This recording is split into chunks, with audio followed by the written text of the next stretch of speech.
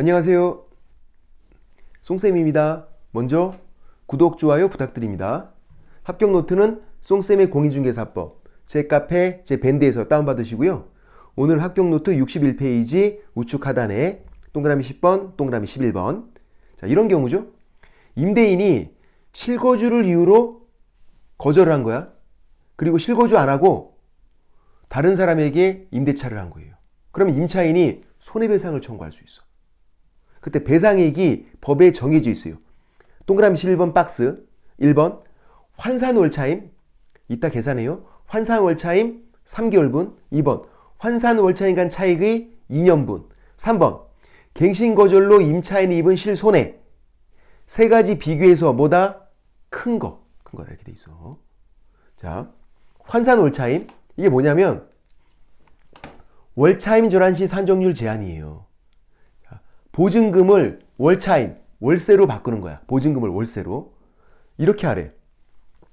연 10% 또는 기준금리 더하기 2%. 자, 기준금리 3%로 가정하면 이게 5%니까 비교해서 낮은 거. 10%, 5% 비교해서 낮은 거. 5%. 그래서 이렇게 하는 거예요. 보증금 1억 2천만 원을 월세로 바꾸면 1억 2천만 원 곱하기 5%. 아까 10%, 5% 비교해서 5% 낮은 거 5%. 그러면 0.05니까 곱하면 600만 원. 연세가 뭐야? 사랑한다 연세. 대학교야? 아니죠. 1년에 내는 세가 600. 1년에. 우리는 월세. 그러니까 나누기 12를 해야지. 나누기 12 하면은 50만 원. 월세. 그래서 무슨 말이냐면 1억 2천만 원을 기준금리 3%로 가정했을 때 월세로 바꾸면 50만 원이다. 그래서 이제 손해배상액 이렇게 하는 거예요. 갑과 을이 1억 2천에 40만 원짜리 임대차였어요. 그러면 요거 이 환산 월차임은 1억 2천만 원이 아까 계산했죠. 기준금리 3%로 했을 때 50만 원이라고 월세가. 그러니까 50만 원 그리고 40만 원 있으니까 더하기 40만 원. 1억 2천을 바꾸면 50만 원, 40만 원 원래 기존에 내돈 월세니까 40만 원 더해서 90만 원이 환산 월차임 90만 원. 이 환산 월차임 3개월분 270만 원. 이제 이랬는데 실거주를 이유로 거절을 하고 그리고 병에게 20만 원 더 받고 세를 준 거예요. 그러면 보세요. 1억 2천만 원은 50만 원, 아까 기준금리 3% 했을 때 50만 원, 그리고 여기 60만 원이니까 60만 원, 더해서 110만 원. 갑과 병이 임대차의 환산 월차임은 110만 원이라고. 그러면 이제 환산 월차임 간 차액 빼는 거죠. 110만 원, 90만 원 빼서 20만 원. 환산 월차임 간 차액의 2년분, 그러니까 2년분이니까. 그래서 480만 원. 아니면 이제 하나 더 있죠. 갱신거절로 임차인이 입은 실손해. 실손해 그거 입증하기가 사실 쉽지 않으니까 이렇게 그 비교해서 뭐다? 큰 거. 주임법은 큰 거. 큰 집이다. 제가 적어놨죠. 박스 위에. 자, 상임법에서는 손해배상을 청구할 때 낮은 거야. 근데 주임법에서는 큰 거. 주임법이 큰 집. 왜? 먼저 만들었거든. 1981년도에. 먼저 만들었다. 왜 큰아버지예요? 아니 먼저 태어나셨잖아. 큰아버지. 주임법이 큰 집. 먼저 만들었다고. 1981년도에 역사와 전통을 자랑하는 법이라고. 그래서 주임법이 큰 집이다. 큰 거. 자, 거기까지 해서 가로놓기는 나올 수 있어. 이런 계산이 나오긴 힘들어도. 자, 다시 박스를 보면 환산 월차임 3개월분, 환산 월차임 간 차익의 2년분, 그리고 갱신거절로 임차인이 입은 손해. 비교해서 뭐다? 박스 위에 큰 금액. 주임법이 큰 집이다. 그 다음 박스 밑에 주인은 임차인이 종전 소유자에게 계약갱신 요건을 행사를 한 거예요. 그리고 집을 팔았어. 그럼 매수인은 실거주를 하겠대. 그럼 이제 임차인이 갱신 요구를 거절할 수 있다.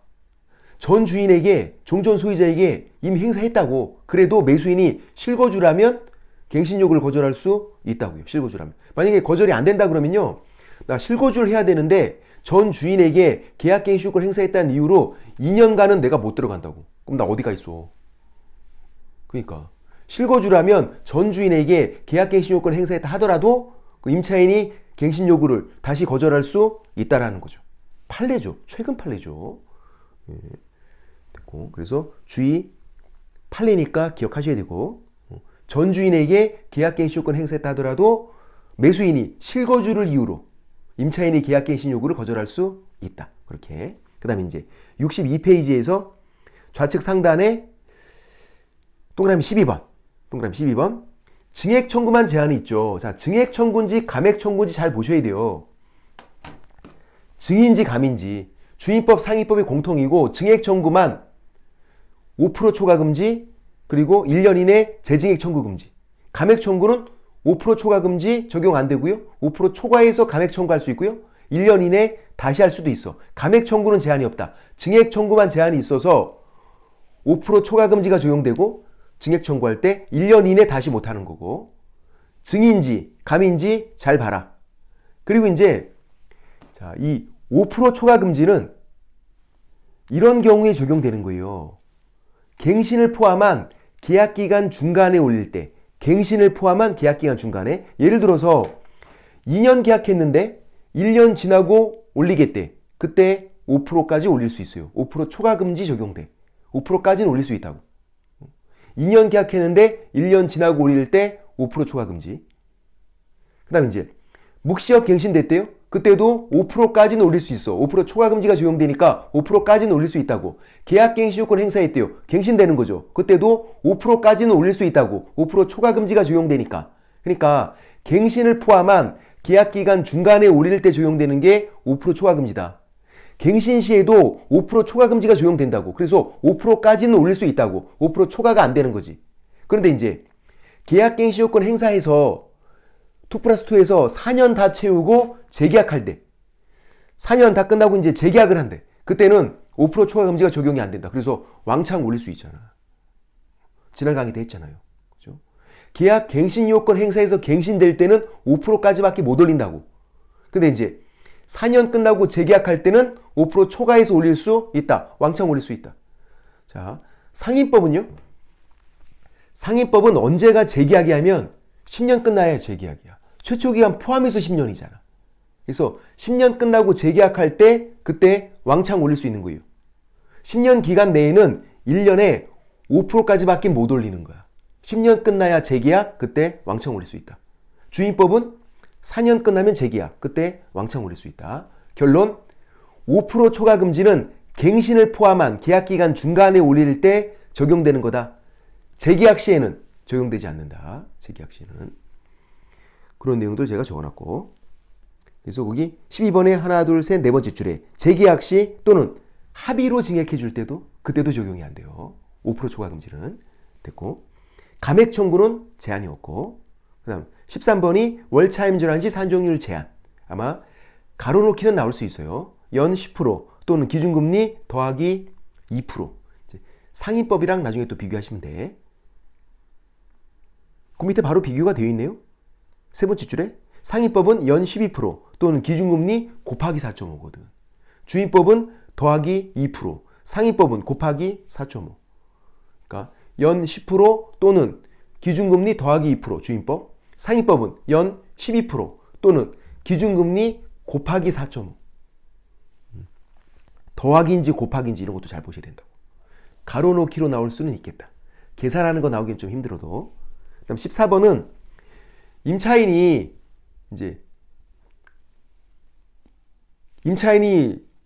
사망했을 때 사실혼 배우자가 상속을 하는 거야. 사실혼 배우자가 임차권을 상속하는 내용이 주인법에는 있어요. 자, 원래 사실혼 배우자는 민법에서 상속권이 없어. 민법에서는. 근데 주인법에서는 임차인 사망 시에 사실혼 배우자가 상속하는 경우가 있다. 자, 상속인 범위를 먼저 알아야 돼요. 2촌 이내. 이거 또 민법이랑 달라. 주인법에서는 상속인이 2촌 이내고, 그럼 촌수는 나를 기준으로 했을 때 나랑 아버지 관계는요? 1촌이에요. 나랑 제 동생은요? 2촌. 그러면 아버지랑 할아버지 관계는 나랑 아버지 관계랑 똑같네? 그러니까 여기도 일촌 사이죠? 요 둘은? 이렇게 일촌이니까 이렇게도 일촌? 그럼 아버지랑 아버지 동생은요? 이촌이죠. 이렇게 이촌이니까 이렇게도 이촌이잖아. 그러니까 제가 아버지 동생을 뭐라고 부르는 거야? 삼촌 이렇게 부르잖아요. 1촌, 2촌 더해서 3촌. 촌수를 더한 거야. 삼춘 그게 아니라 삼촌. 촌수를 더한 거라고. 삼춘은 식당 이모가 저를 부를 때 삼촌 이렇게 부르는 거지. 식당 이모가. 삼촌. 그러니까 삼촌은 빠져야지. 주인법에서는 상속인 범위가 2촌 이내. 그러니까 3촌은 빠져라. 할아버지는 포함되네. 1촌이니까 2촌이에요. 할아버지는. 촌수를 더하는 거라고. 할아버지는 1 더해서 2촌. 그럼 질문. 증조 할아버지는 돌아가셨을 거야 아마. 증조 할머니는 살아계실 수 있어요.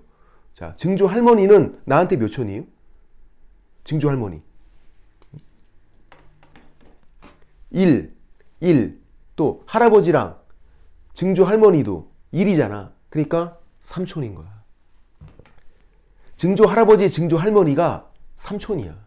1, 3촌. 촌수를 더하는 거라니까. 살아계시면 가서 해보세요. 삼촌.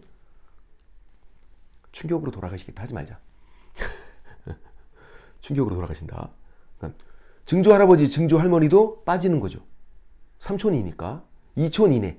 상속인 범위가 2촌 이내. 주인법에서는. 자, 상속인이 없으면 사실혼 배우자가 단독으로 상속을 하고 임차인이 사망했을 때 사실혼 배우자가 단독 상속. 근데 이제 보통 상속인이 있어.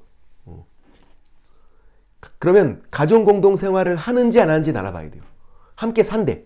함께 살면 상속인만 상속하고요. 함께 안 살면 그러면 상속인과 사실혼 배우자가 공동 상속을 해요. 그러니까 주의사항 공동은 아닌 거야. 가정 공동 생활을 한다고 공동 상속이기지가 아니라고. 그건 아니라고. 가정 공동 생활을 하면 상속인만 상속한다고.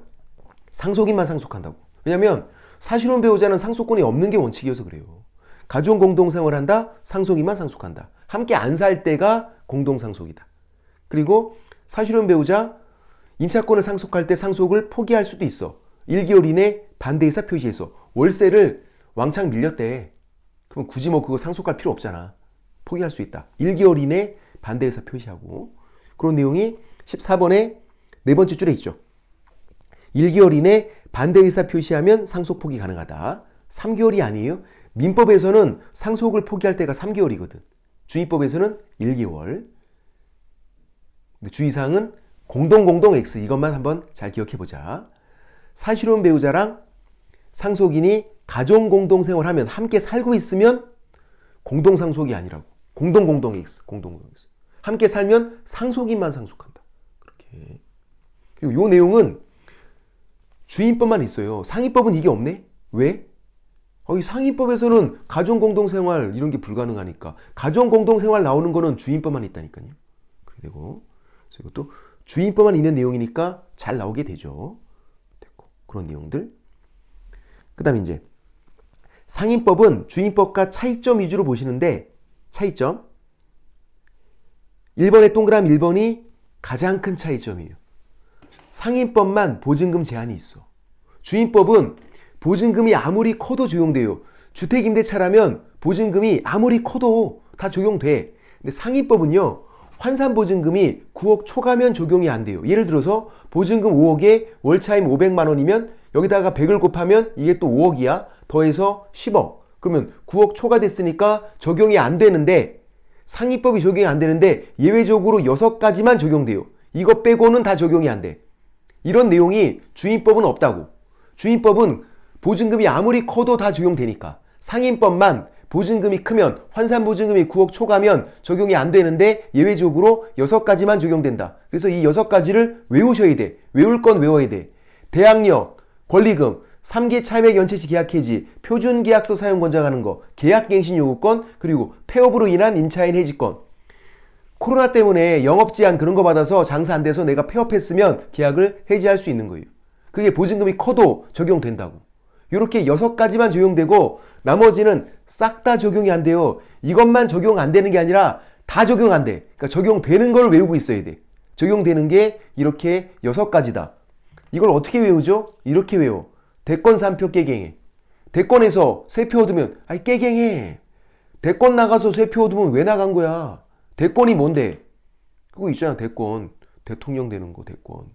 거기 나가서 세 표 얻었대. 깨갱해야지. 아유, 왜 나갔어? 제가 나가도 세 표는 더 얻어. 일단 제가 저 한 표 찍어. 한 표. 저희 엄마가 한 표 찍어줘. 2표. 아버지는 돌아가셨어. 와이프는 안 찍어. 찍을 여자가 아니야. 찍을 여자가 아니야, 그 여자는. 장모님 찍어줘. 장모님은 찍어줘. 또 여러분도 찍어 주실 거잖아. 구독, 좋아요 누른 것처럼 그냥 찍어 주면 되지. 이렇게. 그러니까 제가 나가도 세 표는 더 얻어. 물론 저 안 나가요. 안 나가. 나가면 세 표는 더 얻는다고. 근데 대권 나가서 세 표 얻으면 깨갱해야지. 깨갱. 대항력, 권리금, 3기 차임액 연체시 계약 해지, 표준계약서 사용 권장하는 거, 계약갱신 요구권, 깨갱.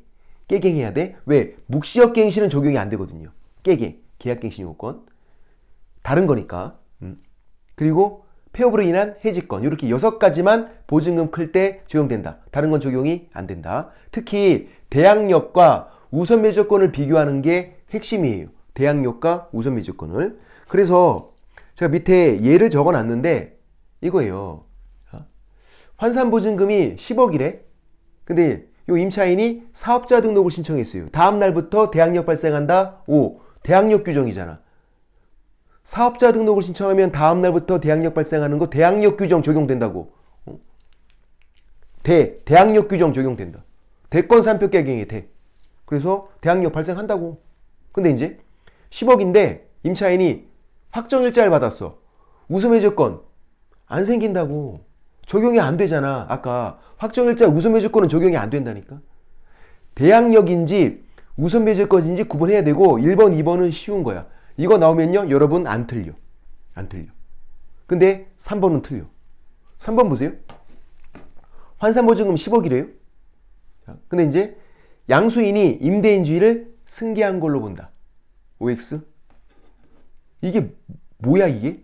이게 대항력 규정이니까 적용돼요. 이게 대항력 규정이야.